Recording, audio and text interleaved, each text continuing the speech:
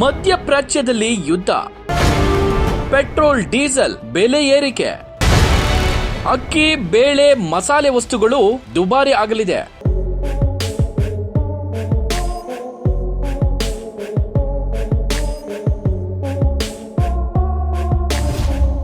ಹೌದು, ಮಧ್ಯಪ್ರಾಚ್ಯದಲ್ಲಿ ಇರಾನ್ ದೇಶದ ಮೇಲೆ ಅಮೆರಿಕ ಮತ್ತು ಇಸ್ರೇಲ್ ಜಂಟಿಯಾಗಿ ನಡೆಸುತ್ತಿರುವ ಸತತ ದಾಳಿಯ ಪರಿಣಾಮ ಕರ್ನಾಟಕದ ಆರ್ಥಿಕತೆಯ ಮೇಲೆ ವ್ಯಾಪಕ ಪರಿಣಾಮ ಬೀರುವ ಸಾಧ್ಯತೆ ಇದೆ. ಇರಾನ್ ಮೇಲೆ ಇನ್ನು 4 ವಾರಗಳ ಕಾಲ ದಾಳಿಯನ್ನ ಮುಂದುವರಿಸುವುದಾಗಿ ಅಮೆರಿಕ ಅಧ್ಯಕ್ಷ ಡೊನಾಲ್ಡ್ ಟ್ರಂಪ್ ಹೇಳಿರುವುದರಿಂದ ಸಹಜವಾಗಿ ಕರ್ನಾಟಕದ ಆರ್ಥಿಕ ಚಟುವಟಿಕೆಗಳ ಮೇಲೆ ದುಷ್ಪರಿಣಾಮ ಬೀರುವ ಸಂಭವವಿದೆ ಎಂದು ಆರ್ಥಿಕ ತಜ್ಞರು ಆತಂಕ ಹೊರಹಾಕಿದ್ದಾರೆ.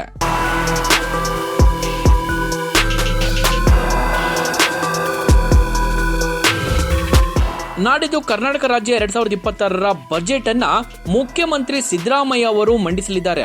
ಗ್ಯಾರಂಟಿ ಯೋಜನೆಯಿಂದಾಗಿ ಈಗಾಗಲೇ ರಾಜ್ಯದ ಬೊಕ್ಕಸ ಖಾಲಿ ಆಗಿದೆ ಎಂದೇ ಆರ್ಥಿಕ ತಜ್ಞರು ಹೇಳ್ತಿದ್ದಾರೆ. ಈ ಹೊತ್ತಲ್ಲಿ ಮಧ್ಯಪ್ರಾಚ್ಯದಲ್ಲಿ ಯುದ್ಧದಿಂದಾಗಿ ಬೆಲೆ ಏರಿಕೆಯಾಗುವ ಸಾಧ್ಯತೆ ಹೆಚ್ಚಾಗ್ತಿದೆ. ರಾಜ್ಯ ಸರ್ಕಾರ ಕೂಡಲೇ ಪರ್ಯಾಯ ಕ್ರಮಗಳನ್ನ ತೆಗೆದುಕೊಳ್ಳದಿದ್ರೆ ಆರ್ಥಿಕ ಹೊಡೆತ ಬೀಳಲಿದ್ದು ದೈನಂದಿನ ಚಟುವಟಿಕೆಗಳ ಮೇಲೆ ದುಷ್ಪರಿಣಾಮ ಬೀರಬಹುದು. ಈ ಉದ್ವಿಗ್ನ ಪರಿಸ್ಥಿತಿ ಮತ್ತಷ್ಟು ತೀವ್ರಗೊಂಡಿದ್ದೇ ಆದರೆ ಅದರ ಪರಿಣಾಮ ಕರ್ನಾಟಕದ ಆರ್ಥಿಕತೆಯ ಮೇಲೆ ನೇರವಾಗಿ ಬೀಳುವ ಸಂಭವವನ್ನ ತಳ್ಳಿ ಹಾಕುವಂತಿಲ್ಲ ಎನ್ನುತ್ತಾರೆ ಆರ್ಥಿಕ ತಜ್ಞರು.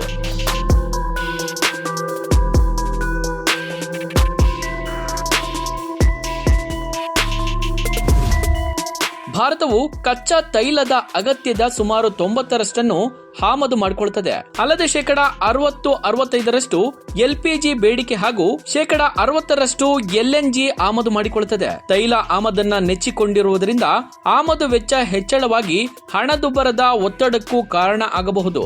ಇದಕ್ಕಾಗಿ ಹೆಚ್ಚು ಪೆಟ್ರೋಲ್, ಡೀಸೆಲ್ ಮತ್ತು ಎಲ್ಪಿಜಿಯನ್ನು ದೇಶೀಯ ಮಾರುಕಟ್ಟೆಗೆ ನೀಡುವಂತೆ ತೈಲ ಸಂಸ್ಕರಣಾಗಾರಗಳಿಗೆ ಸೂಚಿಸುವ ಸಾಧ್ಯತೆ ಇದೆ. ಕಚ್ಚಾ ತೈಲ ಪೂರೈಕೆಯಲ್ಲಾಗುವ ಅಡಚಣೆ ಸರಿದೂಗಿಸಲು ಸಂಸ್ಕರಣಾಗಾರರು ಪರ್ಯಾಯ ಮೂಲಗಳನ್ನು ಹುಡುಕುತ್ತಿದ್ದಾರೆ.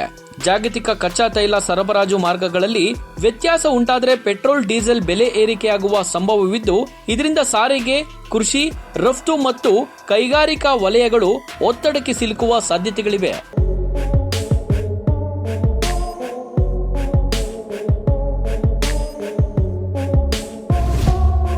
ಮೊದಲ ಹಂತದಲ್ಲೇ ರಾಜ್ಯದ ಸಾರಿಗೆ ಮತ್ತು ಕೃಷಿ ವಲಯಗಳಿಗೆ ಹೊಡೆತ ಬೀಳಬಹುದೆಂದು ತಜ್ಞರು ಅಭಿಪ್ರಾಯಪಟ್ಟಿದ್ದಾರೆ. ರಾಜ್ಯದಲ್ಲಿ ಸರಕು ಸಾಗಾಣಿಕೆಯ 80% ರಸ್ತೆ ಸಾರಿಗೆಯ ಮೇಲೆಯೇ ಅವಲಂಬಿತವಾಗಿದೆ. ಡೀಸೆಲ್ ಬೆಲೆಯಲ್ಲಿ ಸ್ವಲ್ಪ ಪ್ರಮಾಣದ ಏರಿಕೆಯಾದರೂ ಸಾರಿಗೆ ವೆಚ್ಚ ಹೆಚ್ಚಾಗಿ ಅಗತ್ಯ ವಸ್ತುಗಳ ದರ ಏರಿಕೆಗೆ ಕಾರಣವಾಗುತ್ತದೆ. ಕರ್ನಾಟಕ ಪ್ರಮುಖ ಅಕ್ಕಿ ಉತ್ಪಾದನಾ ರಾಜ್ಯವಾಗಿದ್ದು ಗಲ್ಫ್ ಪ್ರದೇಶಗಳಿಗೆ ರಫ್ತು ಮಾಡುವಲ್ಲಿ ದುಬೈ ಪ್ರಮುಖ ಟ್ರಾನ್ಸ್ಪೋರ್ಟ್ ಕೇಂದ್ರವಾಗಿದೆ. ಅಕ್ಕಿ, ಬೇಳೆ, ಮಸಾಲೆ ವಸ್ತುಗಳು ಸೇರಿದಂತೆ ಹಲವಾರು ಉತ್ಪನ್ನಗಳು ದುಬೈ ಮೂಲಕ ಪಶ್ಚಿಮ ಏಷ್ಯಾ, ಯುರೋಪ್ ಮತ್ತು ಇತರೆ ದೇಶಗಳಿಗೆ ಸಾಗುತ್ತವೆ. ಹಡಗು ಸಂಚಾರದಲ್ಲಿ ವಿಳಂಬ ಅಥವಾ ಬಂದರು ನಿರ್ಬಂಧ ಉಂಟಾದರೆ ರಫ್ತು ಚಟುವಟಿಕೆಗಳಿಗೆ ಅಡ್ಡಿಯಾಗುತ್ತದೆ. ಕಚ್ಚಾ ವಸ್ತುಗಳ ಸರಬರಾಜಿನಲ್ಲಿ ವಿಳಂಬ ಉಂಟಾದರೆ ಉತ್ಪಾದನಾ ವೇಳಾಪಟ್ಟಿಗೆ ಧಕ್ಕೆಯಾಗಬಹುದು. ತೈಲ ಬೆಲೆ ಏರಿಕೆಯ ಪರಿಣಾಮ ತಕ್ಷಣ ಗೋಚರಿಸದಿದ್ರೂ ಉದ್ವಿಗ್ನತೆ ಮುಂದುವರೆದರೆ ಕೆಲ ವಾರಗಳಲ್ಲಿ ಅದರ ಪರಿಣಾಮ ಗೊತ್ತಾಗುತ್ತದೆ ಎನ್ನುತ್ತಾರೆ ತಜ್ಞರು. ಕಚ್ಚಾ ತೈಲ ಸರಬರಾಜಲ್ಲಿ ವ್ಯತ್ಯಾಸ ಉಂಟಾದರೆ ಪೆಟ್ರೋಲ್, ಡೀಸೆಲ್ ದರ ಏರಿಕೆ ಅನಿವಾರ್ಯ. ಇಂಧನ ದರ ಏರಿಕೆಯಾದರೆ ಎಲ್ಲಾ ವಸ್ತುಗಳ ಬೆಲೆಗಳು ಸಹಜವಾಗಿ ಏರಿಕೆಯಾಗುತ್ತದೆ.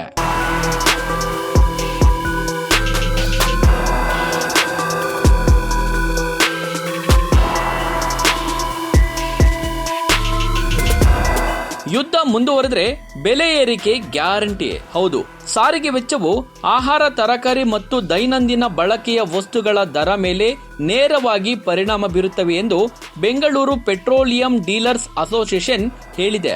ಅಲ್ಲದೆ ಪ್ರವಾಸೋದ್ಯಮ ವಲಯದ ಮೇಲೂ ಪರಿಣಾಮ ಬೀರುವ ಸಾಧ್ಯತೆಗಳಿವೆ. ತೈಲ ಬೆಲೆ ಏರಿಕೆಯಿಂದ ರೂಪಾಯಿ ಮೌಲ್ಯ ಕುಸಿಯುವ ಸಾಧ್ಯತೆ ಇದ್ದು ಆಮದು ವೆಚ್ಚ ಹೆಚ್ಚಾಗಬಹುದು. ಉದ್ವಿಗ್ನತೆ ತೀವ್ರಗೊಂಡರೆ ಅದರ ಪರಿಣಾಮ ಕರ್ನಾಟಕದ ಆರ್ಥಿಕತೆಯ ಮೇಲೆ ಪರಿಣಾಮ ಬೀರಲಿದೆ ಎಂದು ಅಭಿಪ್ರಾಯ ವ್ಯಕ್ತಪಡಿಸಿದ್ದಾರೆ. ಬೆಲೆ ಏರಿಕೆ ಎಷ್ಟಾಗಿದೆ? ಕಳೆದ ಜೂನ್ನಲ್ಲಿ ಇರಾನ್ ಮೇಲೆ ಇಸ್ರೇಲ್ ದಾಳಿ ಮಾಡಿದಾಗ ತೈಲವು ಬ್ಯಾರೆಲ್ಗೆ $70 $80ಗೆ ಏರಿತು. ಆಗ ತಜ್ಞರು $100-120ಗೆ ತಲುಪಬಹುದು ಎಂದೇ ವಿಶ್ಲೇಷಿಸಿದ್ರು.